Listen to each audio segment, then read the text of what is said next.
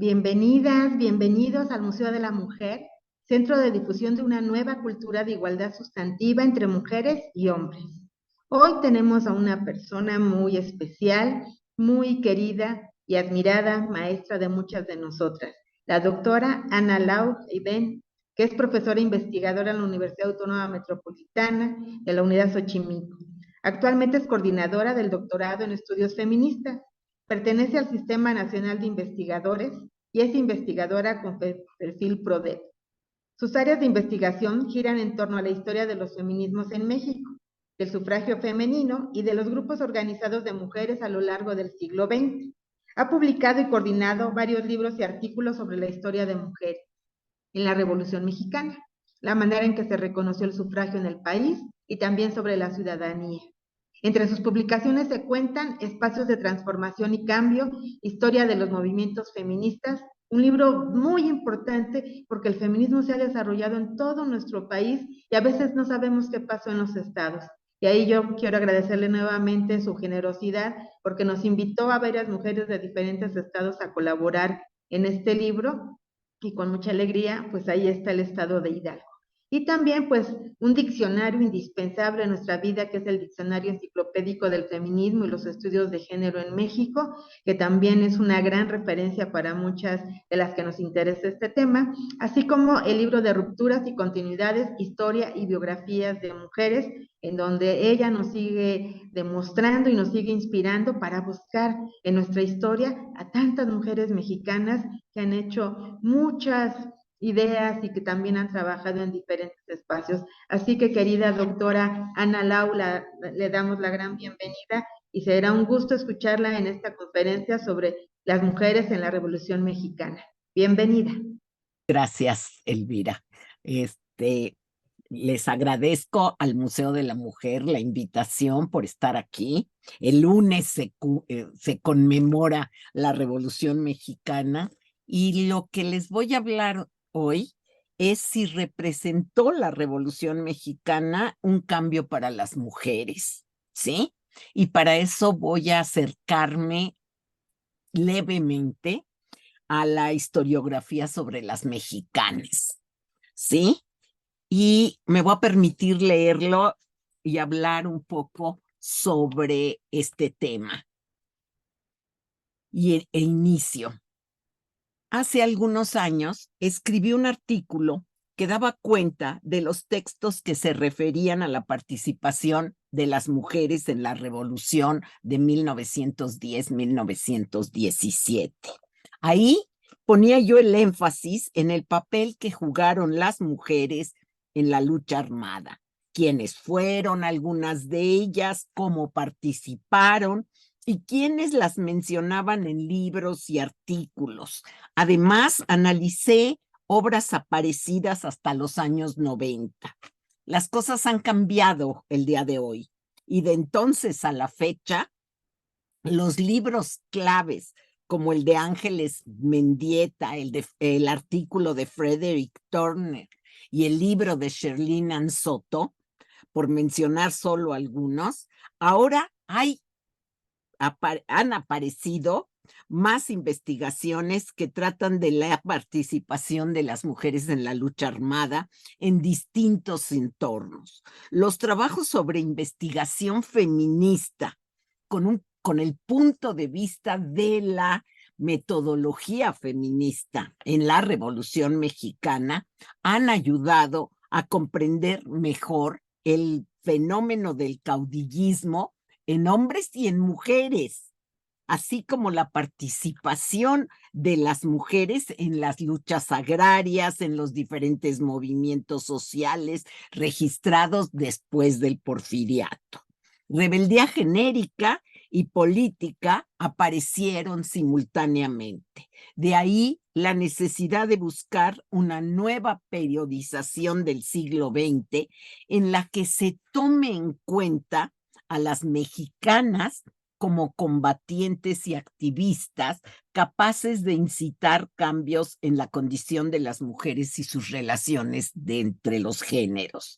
Aquí me voy a poner a reflexionar con ustedes acerca de algunos hallazgos que con el tiempo y las nuevas herramientas de análisis, en este sentido, como la epistemología feminista, donde hablamos de género, de interseccionalidad, de etnias, etcétera, se han encontrado en los textos que últimamente han aparecido sobre la revolución y que muestran una participación, yo diría, más intensa, no por eso no por eso de todas, una participación, decía yo, intensa de las mujeres en distintos ámbitos.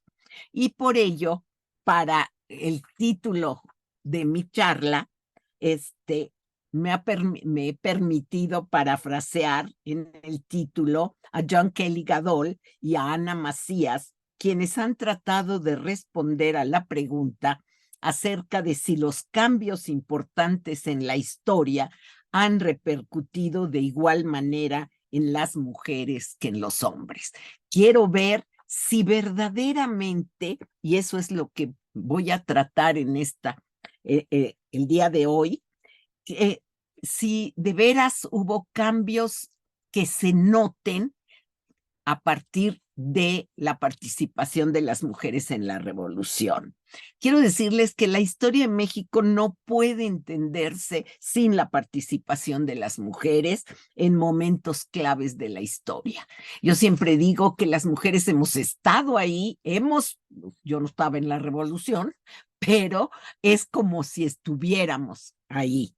Entonces, estos momentos claves han sido un esfuerzo doble para la lucha de las mujeres. ¿Por qué? Porque salirse del ámbito privado al ámbito público sí hace un cambio y un cambio significativo. Y en ese sentido, la consecución de logros, vamos a ponerle logros o avances para la sociedad y sobre todo para la sociedad femenina, ¿sí? Después de las batallas, pues ver si se les concedieron derechos, si obtuvieron cambios, ¿sí? La Revolución Mexicana de 1910 es el acontecimiento más estudiado en la historia mexicana. Si al principio atrajo la atención en sus aspectos políticos y sociales, esa visión se ha transformado y se empezaron a revisar aspectos tales como los sucesos regionales, el comportamiento de los actores y actoras sociales, las consecuencias económicas y culturales, la vida cotidiana, etcétera, lo que ha producido innumerables visiones plasmadas en múltiples estudios, monografías, obras generales y, como decía Enrique Florescano, cito, concentradas en algunas obras maestras, entre ellas El Zapata de John Womack, La Revolución Mexicana de Alan Knight y El Pancho Villa maravilloso de Friedrich Katz. Fin de la cita. Es por lo anterior que dentro de los nuevos textos publicados proliferan estudios escritos por hombres y mujeres, tanto mexicanos como estadounidenses, y algunos alemanes, aunque no lo crean, y franceses. Perdón. Quienes hablan no solo de las soldaderas y de las mujeres soldados que pelearon en los campos de batalla al lado de los ejércitos federales o revolucionarios, zapatistas, villistas, carrancistas, etcétera, sino de las muchas mujeres que desempeñaron múltiples actividades en la contienda y de la manera en que las instituciones políticas, económicas, sociales, educativas, religiosas, moldearon y perpetuaron las relaciones de poder entre los sexos.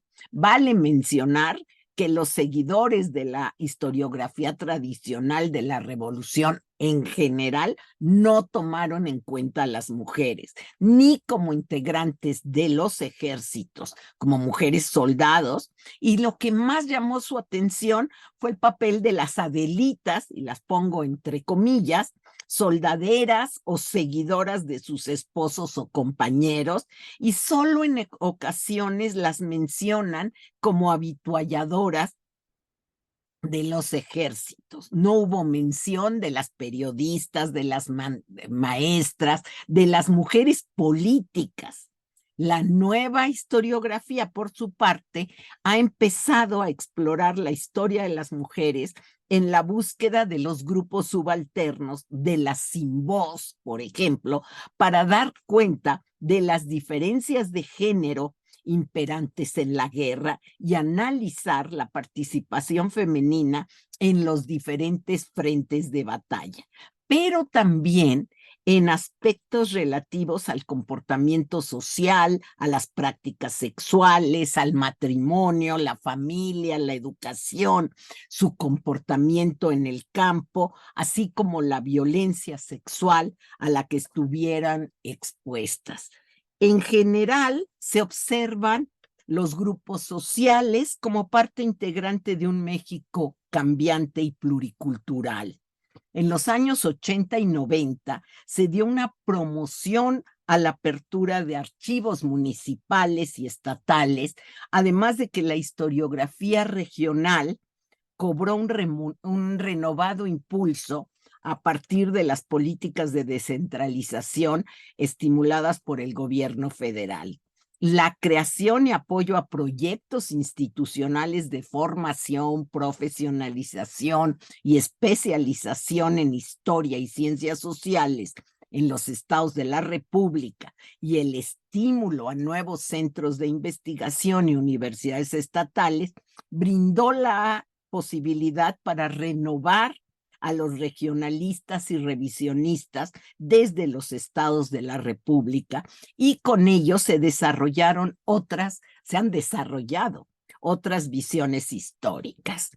Ahora, el acceso a las fuentes, a la documentación, ha permitido también cambiar el acercamiento y se han ampliado los conocimientos más impactantes, más de cambio, ¿sí? A través de artículos periodísticos, biografías, autobiografías que narran las experiencias de hombres y de mujeres.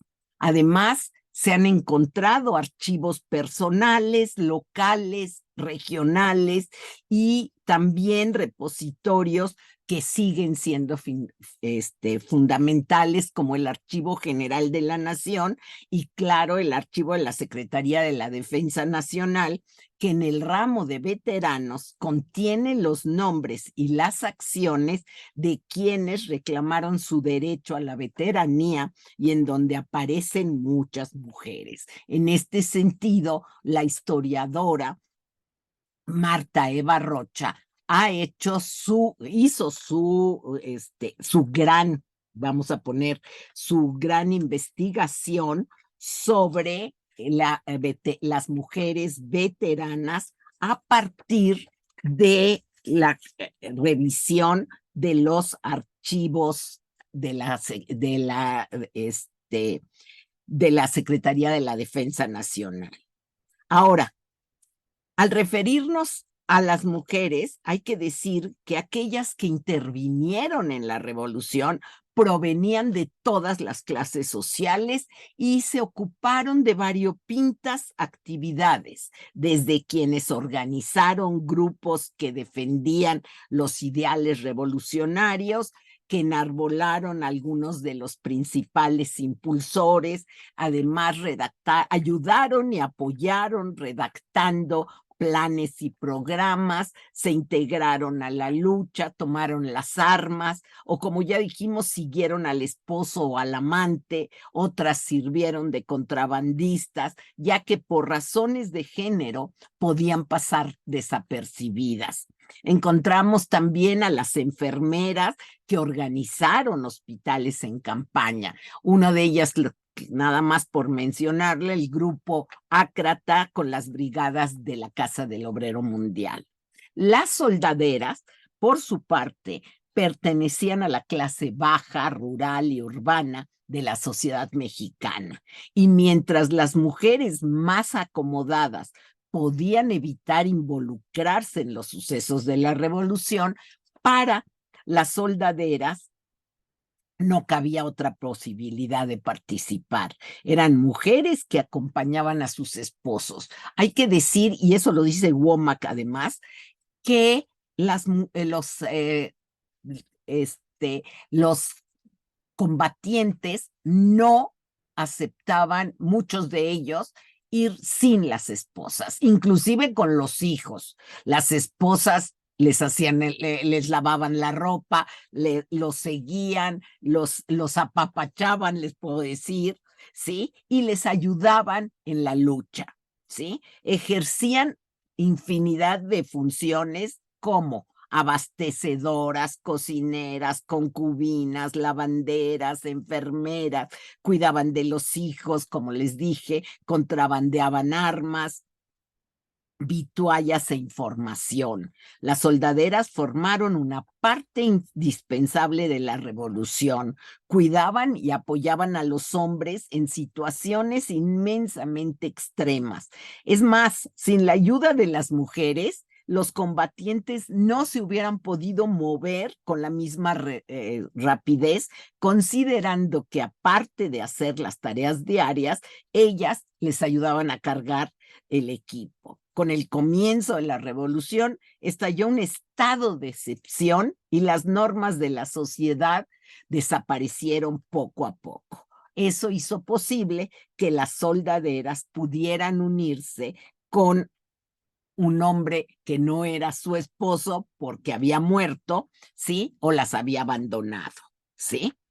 Las soldaderas se tropezaron con regiones geográficas y grupos sociales con los cuales nunca habían tenido contacto. Es decir, que salieron de su vida cotidiana como esposas y experimentaron, no todas eran esposas, y experimentaron un mundo completamente nuevo al cual antes no habían tenido acceso. Estas nuevas impresiones les hizo desarrollar el deseo a más igualdad entre los géneros, pero también los hombres empezaron a valorar más su presencia. Por primera vez en la historia de México, las mujeres desarrollaron sus aptitudes al lado de los hombres. Y aquí que estoy citando, quiero decirles que no es cierto. En todas las guerras, en todos los acontecimientos a lo largo de la historia de México, las mujeres participaron. No fue solo en la revolución, en la independencia encontramos múltiples mujeres trabajando por la independencia y otras trabajando en contra de la independencia, como también las hubo en la revolución, ¿sí? Además, participaron quienes se dedicaban al periodismo político.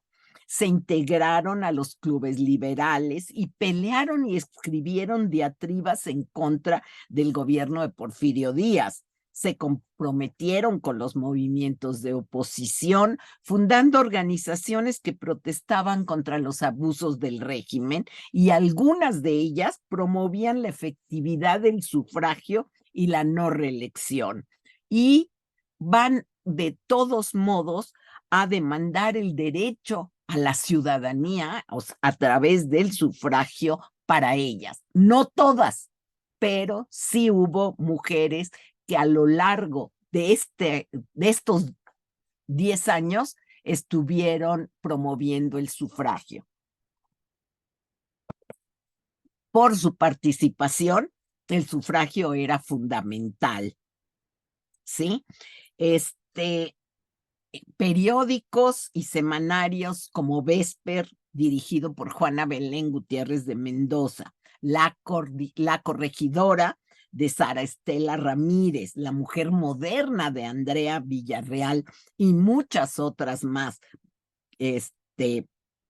aparecidas en la primera década del siglo pasado, son reflejo del afán de las mujeres por cambiar la inmutabilidad a la que estaban sometidas a través de cambios políticos y de la instauración de una democracia que acabara con las desigualdades y las incorporara a la vida pública. Mujeres que lucharon en la oposición, vamos a encontrar muchas, no toda la población, pero sí hubo muchas mujeres y voy a mencionar solo algunas.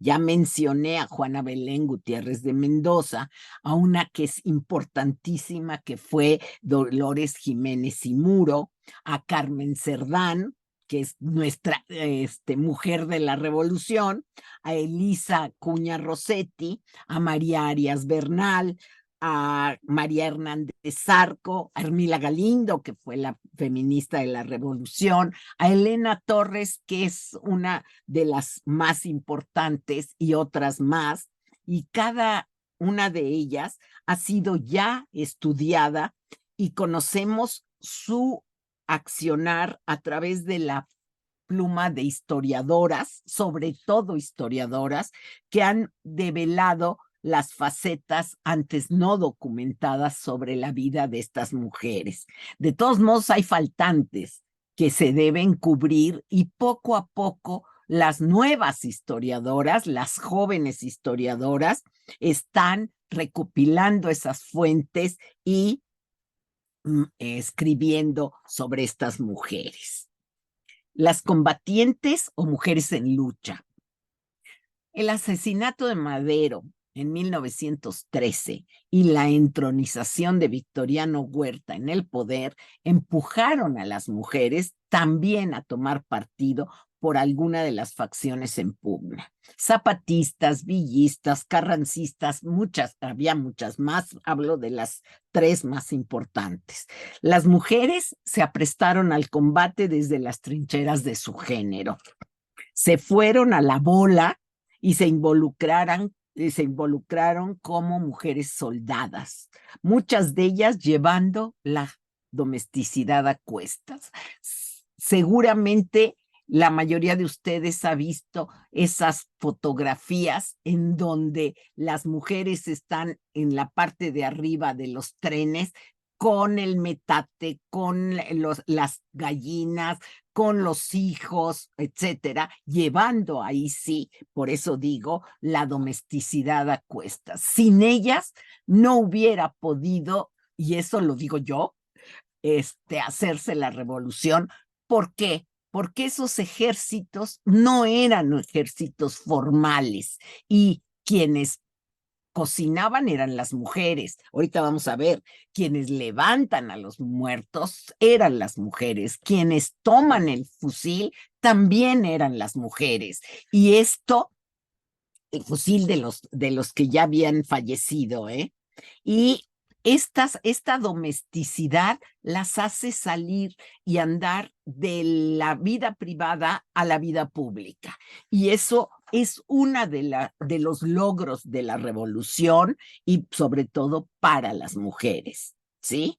Ahora, recientemente, algunos historiadores e historiadoras han replanteado la necesidad de distinguir entre las llamadas soldaderas y las mujeres que pelearon en el campo de batalla. Elizabeth Salas, en su libro Soldaderas in the Mexican Military, Myth and History, iguala e idealiza a todas ellas, apuntando que fueron leales seguidoras de sus hombres en los campos de batalla. Por su parte, Andrés Reséndiz Fuentes, en 1925, en un artículo muy interesante que se llama Battleground Women, Soldaderas and Female Soldiers in the Mexican Revolution, asegura que de lo que se trata es de desentrañar los distintos arreglos que se dieron entre los dos géneros en las diferentes facciones militares, perdón, a fin de mostrar cómo esos arreglos cambiaron o no el curso de la lucha, y para ello hay que analizar el por qué estas mujeres se integraron a la revolución y cuál fue su contribución a la lucha, que es más o menos lo que yo les estoy diciendo. La participación femenina en las guerras no fue una novedad de la revolución. Ya se los dije, a lo largo del tiempo de la historia, en el caso de México, porque también en el caso de otros países fue así, hubo mujeres participando en los distintos combates. En el caso de la revolución, sus experiencias han sido diversas, como distintos son los nombres con los que se ha denominado a las que estuvieron en la revolución. Mujeres guerreras, coronelas, soldaderas, vivanderas, adelitas, soldadas, juanas, cucarachas, guachas, viejas o galletas. Múltiples son los relatos que las mencionan y por ello podemos delinear sus características a través de estos escritos, de estas biografías, autobiografías, etc. En las guerras, las mujeres adquieren múltiples roles. Cuidan a los hijos, confortan sexualmente a los hombres, son esposas, compañeras, cómplices, madres, víctimas, espías, cocineras, y lo subrayo, correos, y lo subrayo, contrabandistas de armas, cargan las mochilas, buscan agua para dar de beber a los soldados, preparan el alimento, proporcionan asistencia médica, acondicionan las barracas para proteger a los hombres de la intemperie, cuidan sus heridas y cuando caen y ofrecen consuelo. Durante el combate, las soldaderas resultan muy útiles, ya que recorren los campos de batalla buscando artículos que se puedan reutilizar, levantando heridos o bien celebrando ceremonias fúnebres para los soldados caídos. Si se fijan, todas estas acciones tienen que ver con lo doméstico. Ahí sí, no es que vayan a pelear específicamente, van a pelear una vez que ya están en el campo de batalla, pero el ser cocineras, correos, contrabandistas, buscadoras de agua, de acondicionadoras de las barracas, ofrecen consuelo, etcétera, todo eso tiene que ver con la domesticidad. Y muchas de estas mujeres, eso fue lo que ofrecieron a los soldados, ¿sí? La visión que nos ha llegado de las mujeres que combatieron en la revolución es tan disímbola como eran ellas. Tenían distintos orígenes familiares, filiaciones regionales, de clase y personalidades. Había mujeres de todas las edades, jóvenes y adultas. Algunas fueron voluntarias, otras siguieron a sus esposos, unas más fueron secuestradas, violadas y obligadas a seguir a un soldado. Participaron en las mismas, en la mayoría de las actividades cotidianas, tanto del campamento como de la contienda. Estas mujeres en ocasiones asumían actitudes masculinas, no solo se vestían de hombre, sino que se convertían en valientes, agresivas y peleoneras. Fungieron como soldadas y ascendieron a oficiales e incluso a coronelas.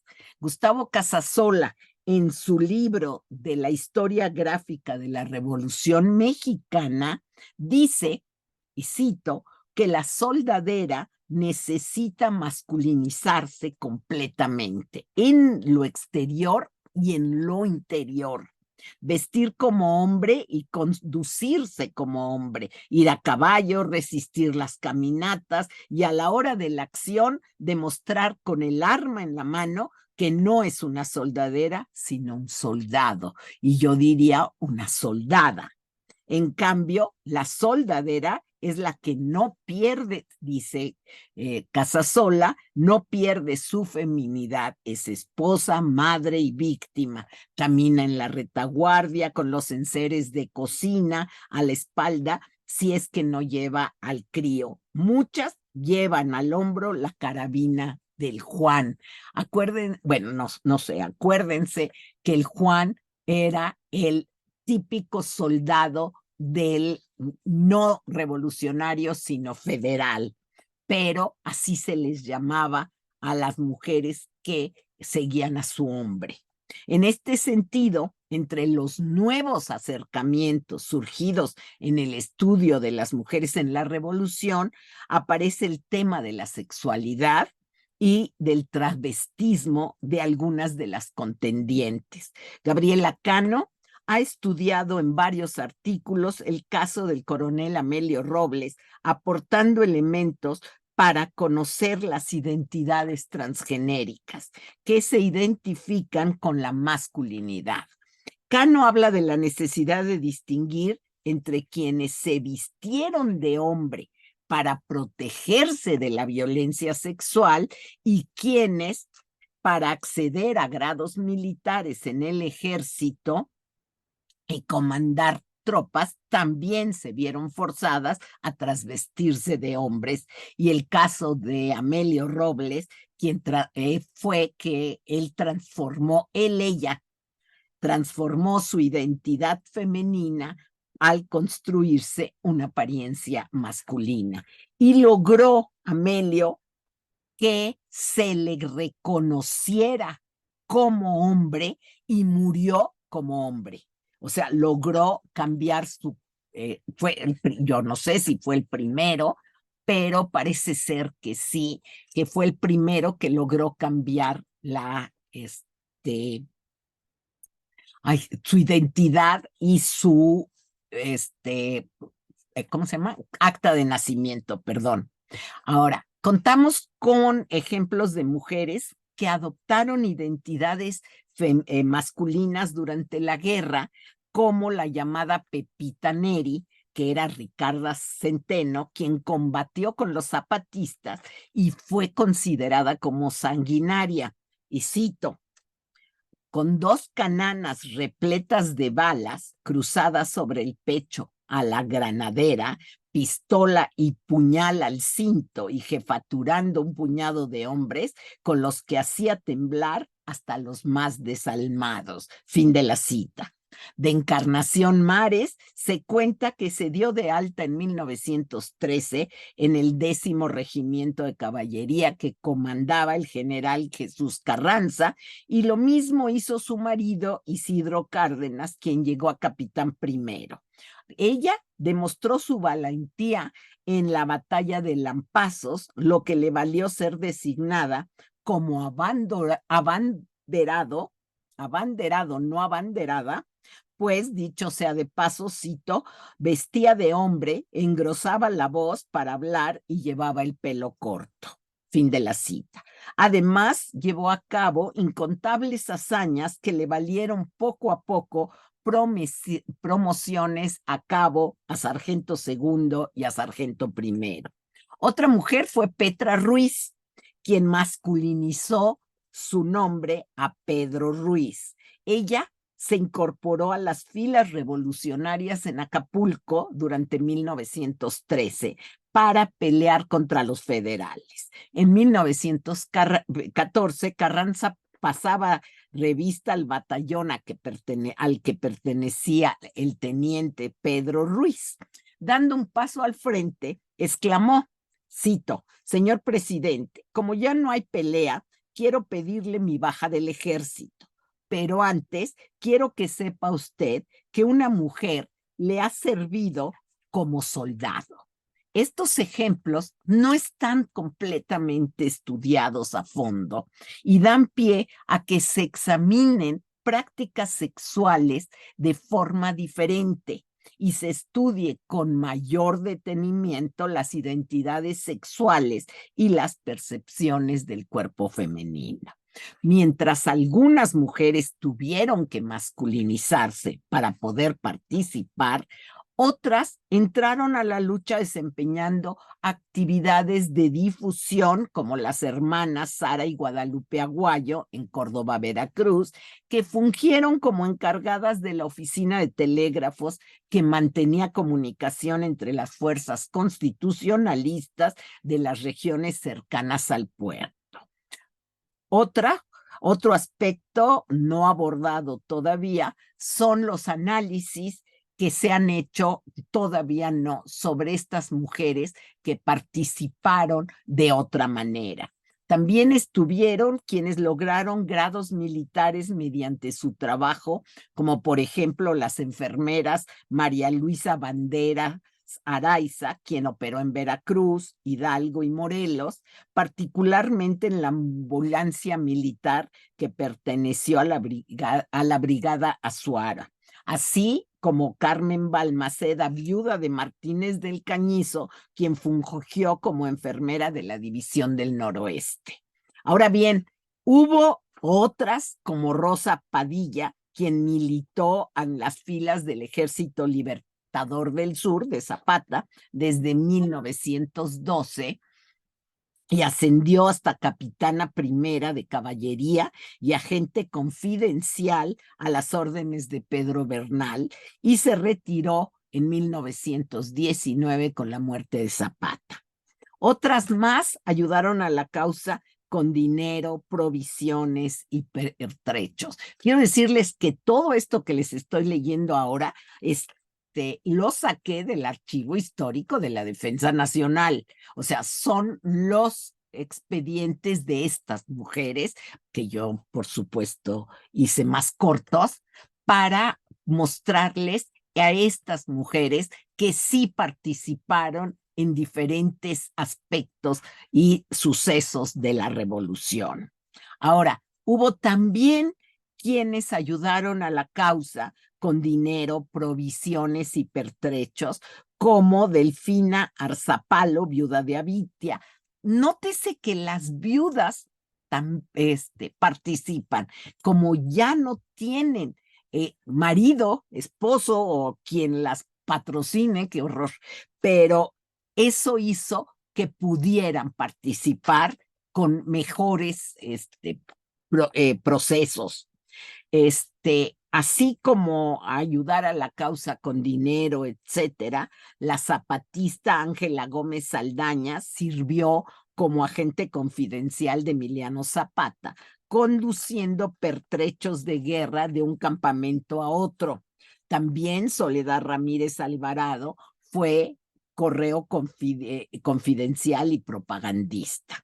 Lo que muestran estos ejemplos, voy a terminar ya muy pronto, es que la lucha armada involucró a familias enteras, violentó sus espacios y sus tareas cotidianas. El patrón familiar se fue modificando, convirtiéndose en un vínculo que traspasó los estrechos marcos del hogar, lo que yo les decía antes.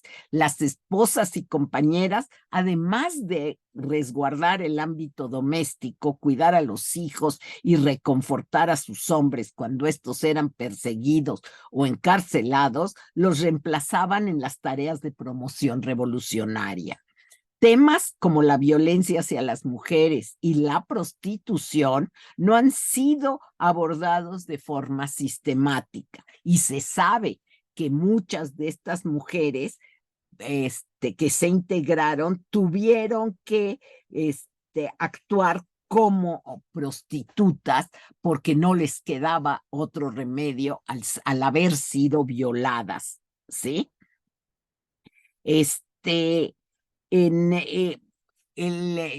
La prostitución que fue reglamentada durante el porfiriato por considerarse un mal necesario, vivió en la clandestinidad durante la revolución, pero sabemos que los burdeles representaron para muchas mujeres indigentes una forma de sobrevivencia, para otras quizá la posibilidad de encauzar una sexualidad reprimida que por tantos años había imperado como norma socialmente aceptada. Falta todavía investigar cuándo se acaba la revolución para las mujeres, ¿sí? Si bien hay distintas versiones de cuándo llega a su fin, no hay análisis que muestren qué pasa con las mujeres y la guerra. Si en verdad la revolución fue una revolución para las mujeres, cuáles fueron las ganancias, cuáles las pérdidas para este género. Falta considerar cómo establecer o medir esos avances y retrocesos con respecto a derechos económicos, sociales y políticos de las mujeres. De los textos aparecidos recientemente, podemos destacar algunas novedades que toman en cuenta a las mujeres y su papel en la revolución. Eso es un cambio. Que algunos examinan las relaciones de poder desigual entre los sexos, que investigan la participación de varones y mujeres de igual manera y destacan las construcciones y prácticas culturales de ambos sexos. Se examina también a las mujeres en todos los aspectos de su contribución, tomando en cuenta la manera en que intervinieron y el contexto en que lo hicieron. Además, se observa a las mujeres de acuerdo a su clase social, algo que no se había observado. El texto de Ángeles Mendieta que les mencioné al principio, que fue de los primeros que hablaron de la mujer en la revolución, no habla de estos aspectos, ¿sí? No habla del contexto, no habla de la clase social y sobre todo no habla del lugar en donde se desempeñan, es decir, la geografía en la que actuaron, dónde y bajo qué circunstancias. Y eso es importante de rescatarlo. Por último, cabe destacar la aparición de investigaciones que abordan temáticas antes inimaginables en las cuales se busca esclarecer el papel de las mujeres. Por ejemplo, el activismo católico y la defensa a ultranza de los de las situaciones, de la construcción cultural, de los principios religiosos que esgrimieron durante la lucha armada. No sabemos, no hay una investigación que hable de este periodo en particular, ¿sí? Ahora, tampoco lo que significó la ley del divorcio de 1914 emitida por Carranza en cómo afectó a las mujeres. Si afectó, si no afectó, si la conocieron o no, ¿sí? Igual el impulso que se dio a la educación para el trabajo y para la inserción de las mujeres en la vida pública. ¿Cómo se da esto? ¿Se dio o no se dio? El liderazgo a través del caciquismo y el caudillismo femenino, como yo les decía al principio. Temas como el amor libre y el aborto no han sido estudiados y han sido, yo creo que hace falta análisis sobre ellos. De la misma manera, la participación en la política y sobre todo en la economía, ¿sí? Hoy día hay muchas investigaciones, hay muchas más investigaciones que nos acercan a comprender cada vez más esa participación femenina en la revolución. Como se pudo notar, el tema no ha sido agotado y muestra de ello son los trabajos que se están elaborando y que cada vez parecen ser más. Muchas gracias. Ay, nos dejas muchos retos, nos dejas un contexto maravilloso para estudiar, para explorar, para a veces convertirlo en espejo y a veces como para limpiarlo y ver toda esta trayectoria de tantas mujeres, querida Ana Lau, que has recuperado y que nos permites conocer en este escenario. Y pues sin duda quienes nos están escuchando y viendo, pues también han recibido con mucho entusiasmo, cariño y también como una hermosa provocación para tener tema de tesis, para tener algunos textos que escribir. Muchas gracias otra vez y pues nos despedimos esta mañana. Muchísimas gracias y un gran abrazo desde la Ciudad de México y también desde la bella Irosa Pachuca. Gracias.